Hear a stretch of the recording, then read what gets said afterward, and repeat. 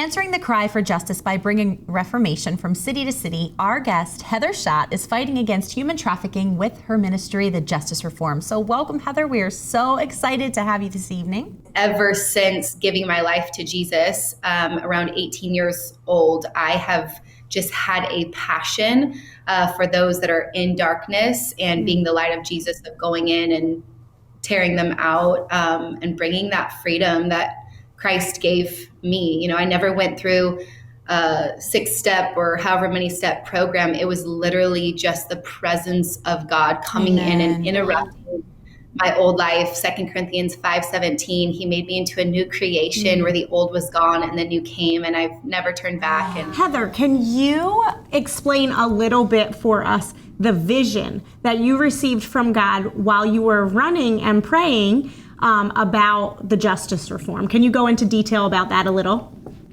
Yeah, so that moment that took place over 10 years ago, I was on a run. I've always loved to run. I grew up with 3 brothers, and so it was like play sports and survive or don't survive, you know? I love it. And so, and you know, I think even running for me has been like this escape in my encounter time and talk with Jesus. And so it happened to be one of those days that I'm out on a run.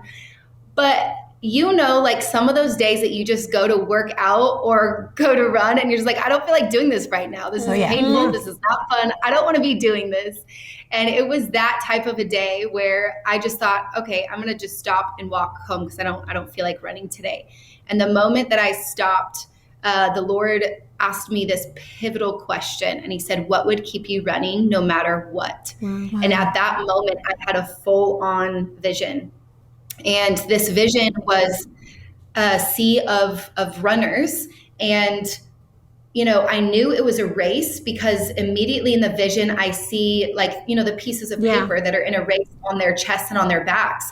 And in this vision, all of a sudden it zooms in, and instead of numbers on their back, it was faces. And then all of a sudden the vision zooms out again. And now I don't see a sea of runners. I see a sea of these faces. This is where we really feel the Lord begin to speak that we were called to have these races called the Justice Run, which is obviously a marathon, because that's what I saw in the vision, but we've added a 5K, 10K, half marathon, and marathon, but that we were supposed to host these races in cities across America and then take the proceeds from these races and invest them back into that city by opening what we call our justice residences.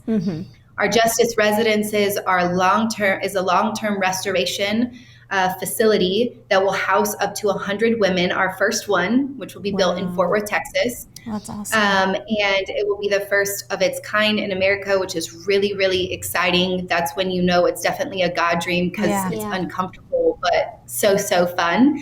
And so this is also where we learned that long-term restoration homes almost don't exist in our nation.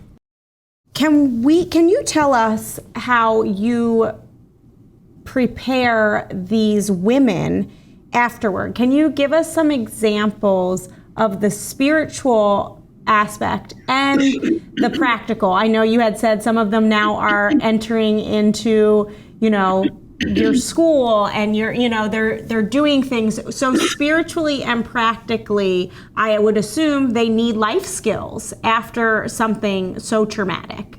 So how does the justice reform help with that?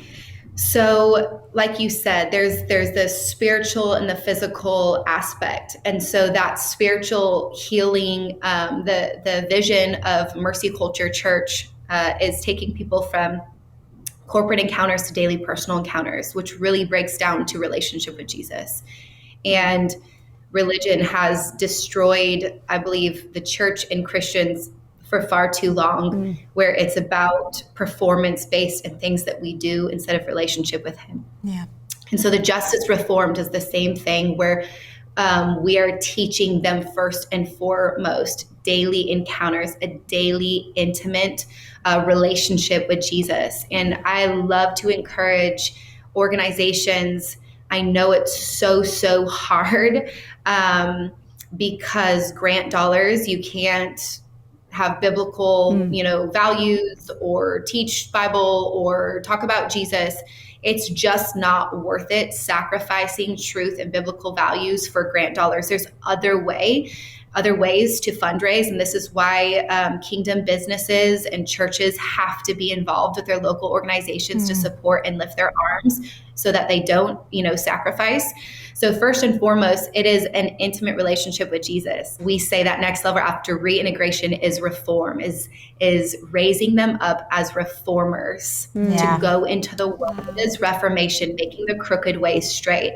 So doesn't Jesus love to use, not use, but call us out of what the enemy harm us and take us out, and then use us in that place to bring that authority of what he brought us through.